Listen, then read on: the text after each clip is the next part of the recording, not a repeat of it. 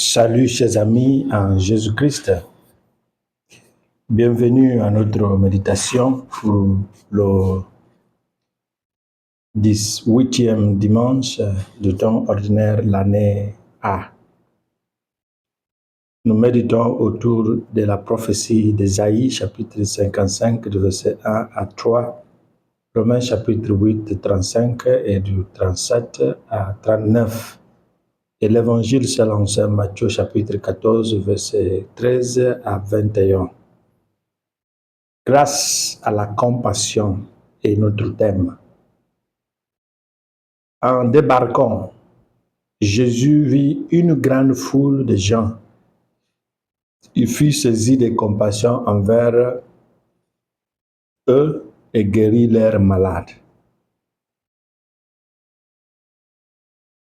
Jésus a observé, il a vu beaucoup de gens et parmi eux, il y avait des malades.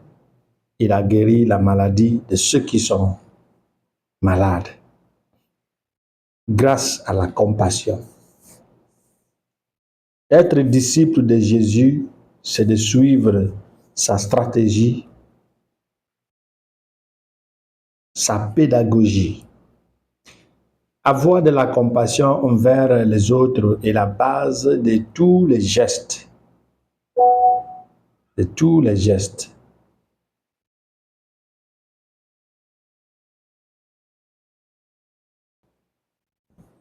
Cette compassion se manifeste à travers l'écoute, le temps que l'on accorde à autrui, le soin attentionné et le souhait que l'on a pour le bien commun, les soucis qu'on porte au bien commun.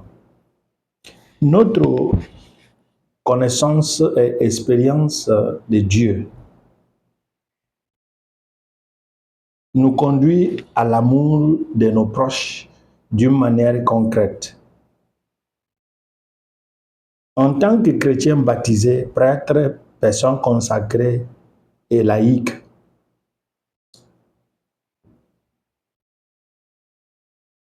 personne ne se sacrifie pour le bien d'un autre tant que l'image ou le bien-être de ce dernier ne lui dit rien. La valeur d'un produit précède la fixation de son prix de vente. Et le but d'une aventure détermine le sacrifice à faire. Tant que nous ne pensions que notre prochain mérite notre sacrifice, l'indifférence va continuer à dominer notre façon d'agir. Et c'est pourquoi il nous arrive des fois de penser que d'autres personnes vont le faire. D'autres personnes vont s'occuper de lui. L'Évangile nous présente cette mentalité de penser qu'il y a toujours quelqu'un qui pourvoira. Dans l'Évangile, nous avons entendu cette expression « renvoie donc la foule qu'ils aillent dans le village s'acheter de la nourriture. » Mais Jésus leur dit « ils n'ont pas besoin de s'en aller, donne-leur vous-même à manger. » Animés par l'indisponibilité, l'avarice, l'égoïsme, l'indifférence ou la discrimination entre autres, il nous arrive de nous dérober de notre responsabilité des gardiens de nos frères et sœurs parce que nous pensons que les autres vont s'occuper d'eux. Aujourd'hui, Jésus interpelle les disciples et nous aussi en nous disant de faire asseoir les foules. C'est un signe et un geste d'accueil qui précède l'écoute.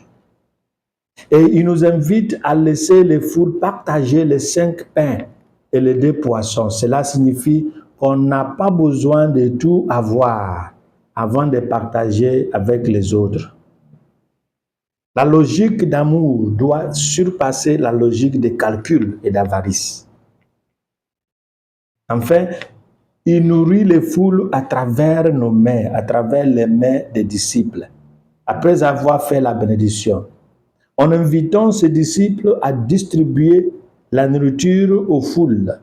Jésus voulait leur apprendre à participer afin de mettre droite leur souhait d'avoir les foules renvoyées.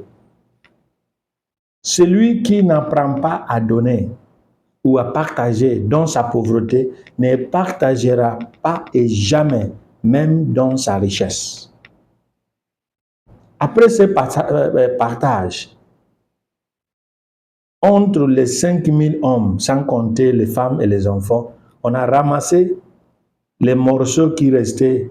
Cela faisait 12 paniers pleins. Ce qui nous dit que pain partagé, c'est le pain multiplié. Multiplié. Des fois, la personne n'a pas besoin de tout manger, mais si nous ne pensons pas qu'il faut partager, ça va rester là-bas et des fois, ça se périsse. Lorsque nous répondons à l'appel de Dieu, il y a toujours une différence.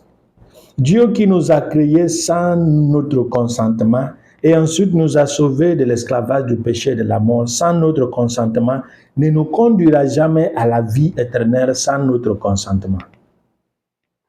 La grâce du salut est faite sans notre effort, sans notre œuvre. Mais il y a la volonté de coopérer avec ce qu'il a fait, parce qu'il nous a donné la grâce de faire du bien et selon notre liberté humaine, de faire du mal si nous voulons. Voilà pourquoi Dieu nous lance une invitation à laquelle nous sommes libres à répondre ou à ne pas répondre. Cette invitation se traduira à une participation soit à la conversion initiale pour certains, soit à la conversion continue pour d'autres, selon nos différentes expériences de Dieu. Dieu nous invite à venir acheter sans argent, sans rien payer. Dans notre soif et notre faim, Dieu nous présente 3 éléments. L'eau, qui est un symbole de Dieu comme source de vie et la survie. Selon Jérémie chapitre 2, verset 13, le Cantique des Cantiques chapitre 4, verset 19. Et le deuxième élément, c'est le vin, qui, dans son sens non déformé, est un symbole de gaieté et de joie. Et un élément qui rassemble les amis pour la fête. Et c'est pourquoi le vin partagé est le meilleur. On ne boit pas le vin seul. Il faut toujours, pour déguster de vin, il faut que ce soit parmi les amis. Et lorsque Dieu nous propose ce vin, c'est pour nous dire que nous sommes ses amis. Et lorsqu'on partage le vin, il y a la gaieté, il y a de la joie. Et la troisième chose, le troisième élément, c'est du lait, qui est un symbole de prospérité et d'abondance pour les Hébreux.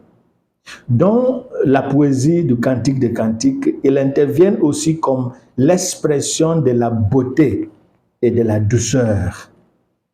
Cantique chapitre 4, verset 11, chapitre 5, verset 12. Donc, vous voyez ce que Dieu nous présente. Fort de ces propositions divines, symbolisées par l'eau, le vin et le lait, nous pouvons saisir pourquoi Saint Paul insiste que rien ne peut nous séparer de l'amour du Christ, car nous avons Dieu lui-même. Tous ceux qui répondront librement à l'invitation de Dieu, voici ce qui sera l'engagement de Dieu envers eux. Il a dit, prêtez l'oreille, venez. Je m'engagerai envers vous par une alliance éternelle. Ce sont les bienfaits garantis à David. Isaïe 55, verset 3. Donc, même si il n'y a rien qui nous séparera de l'amour de Dieu pour dire qu'une fois sauvé et toujours sauvé, c'est vrai, mais l'homme a la liberté de marcher hors de la cité de Dieu. Le baptême nous donne le marque indélébile, c'est vrai, mais on peut porter cette marque et périr en enfer. Parce que c'est notre droit de dire non, et de dire non, et de dire oui. Parce que c'est la liberté.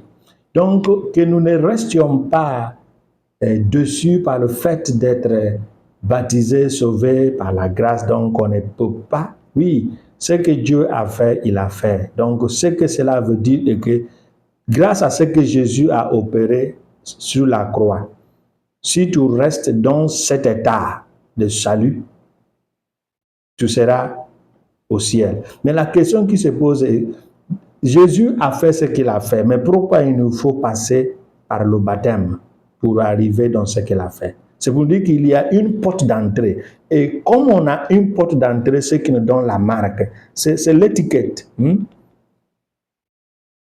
On peut aussi marcher tout en nous promenant avec le nom. On peut sortir hors de la cour divine. Et c'est pour nous dire qu'il ne faut pas qu'on se laisse décevoir par cet enseignement que rien ne nous enlèvera de la grâce. Si nous restons sous l'abri, sous la protection de Dieu, nous restons sauvés. Mais si nous marchons librement hors de Dieu, il ne peut pas s'imposer sur nous. Il ne peut pas s'imposer sur nous. C'est pourquoi il nous lance cet appel. Venez. Venez. En s'adressant à ses disciples, au niveau de Jean chapitre 15, verset 5, il a dit, la branche qui s'attache à la vigne portera des fruits. Au 15 chapitre 16, c'est moi qui vous ai choisi, ce n'est pas vous qui m'avez choisi. Je vous ai choisi et envoyé pour que vous portiez des fruits. Donc il dit, si la branche se coupe de la vigne, il ne portera pas de fruits. Donc il y a toujours l'accent mis sur le fait de rester si nous voulons. Et pourquoi Paul va s'adresser aux Galates en disant que ne finissez pas ce que vous avez commencé dans l'esprit, ne finissez pas dans la chair. Galates chapitre 3. Tout ça là nous indique que oui, Jésus a tout fait pour nous sauver, mais nous pouvons sortir parce que l'Apocalypse de Saint Jean nous dit que rien d'impur ne verra le visage de Dieu. Rien d'impur ne verra le visage de Dieu. Alors restons attachés. Et ce qui montre, il faut avoir la compassion de vivre avec le Christ et d'amener les autres pour qu'ils vivent aussi avec le Christ. C'est la seule chose, l'amour. L'espérance cessera d'être après la mort. La foi cessera d'exister après la mort. Mais l'amour est l'éternel parce que l'amour est Dieu lui-même. Donc, ces trois vertus cardinales, l'amour, c'est le chef. C'est l'amour qui engendre la compassion, ce qui est la manifestation physique et palpable de ce que nous pensons avoir.